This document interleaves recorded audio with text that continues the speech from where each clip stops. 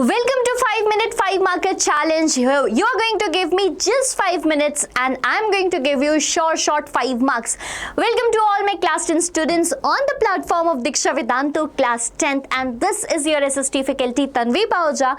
Today we are going to talk about very important topic of the chapter Nationalism in Europe. The chapter itself is very large and very important for your exam perspective, and so is this topic. Talking about this topic, my analysis tells that there are various times when question comes from this topic. For example, explain the process for the unification of Italy. This itself from the last year, previous year question. Okay, analyze the process of German unification, analyze the process of Italian unification. Not just a 5 marker question, multiple times MCQ has also been asked. So let us ace this topic. Talking about nationalism in Europe, and we know that the feeling of nationalism is something belonging to a nation, right? Having an identity of a nation. So in 18th century, there was no existence of nations in Europe as it is right now. Like we can see Britain, we can see Germany, France, Italy and many more nations, but then there was no nation. Then how did the Italy as a nation unified came together and is right now known as nation, that is Italy. Let us learn that process. Basically, if we talk about the region of Europe, it was divided into several principalities, or like they were politically fragmented. For example, in India, we can see that in some parts there were Rajput Empire, in some parts there was Mughal ruling. Similarly, Italy was politically fragmented into 7 states. It was politically fragmented into 7 states. For an example, this region of Savoy, Sardinia, this was known as Sardinia Piedmont, which was ruled by Italian princely ruler. Pay attention, it was ruled by Italian princely ruler. Lombardy and Venetia, these were in the hands of Austrian Empire and they were ruled by Austrian rulers. If we talk about this region, the center of the Italy, this was ruled by Pope and they were backed by France particularly. And then if we talk about the southern region of Italy, which was also known as Kingdom of both Sicilies, okay, Kingdom of Sicily, this was ruled by Spanish rulers, and the dynasty which was ruling over here was Bourbon dynasty of Spain. Yes, the same one. It is not exactly the same one, but some family lineage is there from the dynasty of France. So this was the political fragmentation of Italy. And if we know that how did they came together, we need to talk about some important personalities here. Like there was Giuseppe Mazzini, right? There was a role of Chief Minister Cavour, and the last but not the least, that was Giuseppe Garibaldi. All three led the possibility of unification of Italy. The first one in the picture is Giuseppe Mazzini.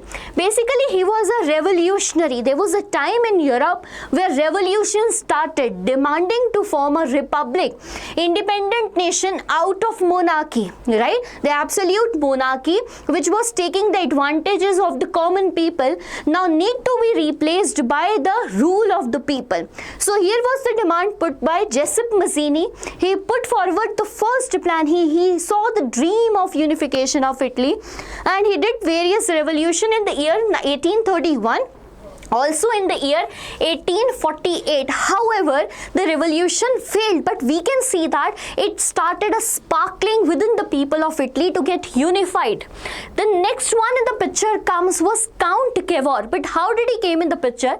So basically, when Giuseppe Mazzini failed against its revolt, right, the responsibility for the unification of Italy directly went into the states of Sardinia Piedmont, right? If you remember this region was Sardinia Piedmont, which was the only region where an Italian ruler was ruling, that was Victor Emmanuel II. The responsibility fell on the the responsibility fell on the shoulders of Victor Emmanuel II, and here came the role of Count Cavour. He was the prime minister, a diplomat, a statesman in the court of Victor Emmanuel II. So basically, neither he was a revolutionary nor he was a democrat. Rather, a person who spoke French better than Italy language, right? He basically had a tactful diplomatic alliance. He was a French engineered person, right? He led the forces and defeated these Austrian forces Because of this, the region of Lombardy and Venetia also came with Sardinia Piedmont in the year 1859, and that was the starting for the Italian unification. The next role was played by Giuseppe Garibaldi here, who is considered as the hero of the two worlds because he has proved that how army can be successful in unifying the two regions, right? What he did in 1860, his army was popularly known as Red Shirts. What was it? It was popularly known as Red Shirts. He took the army, the forces along with him, and marched to the region of South Sicily. If you look at the map of the Italy, the southern region was known as Kingdom of Sicilies, right? And here the Spanish rulers were ruling. Right now I told you it was Bourbon dynasty of Spain. So the forces of Spanish rulers were asked to flee away because they were defeated in the army. And do you know that the people helped Giuseppe Mazzini in this task, and the title used was La Italia, where even people was not aware about what is La Italia. They considered the word La Italia as the wife of Victor Emmanuel II, and it was so funny because yes, there were difference of languages, but they were united against their, what we can say, objective, that is to unify a region that will be known as what? Italy. By this, they have successfully unified what? Italy, but obviously Victor Emmanuel II was proclaimed the first ruler of United Italy in the year 1861. So this was all about a 5-marker question. Let us repeat it. We will start with the point that Italy was politically fragmented into 7 states. Okay, then we will mention about the role of Giuseppe Mazzini, Cavour, Garibaldi, and give a conclusion that in 1861 finally Italy was unified. If you want all such notes so that you can revise easier, you can go on our WhatsApp channel, join it, and many more 5-minute 5-marker challenge is going to come on the platform. You just need to do one thing: hit the subscribe button right now if not yet done. Okay, so meet you soon in the next video of 5-minute 5-marker challenge. Thank you.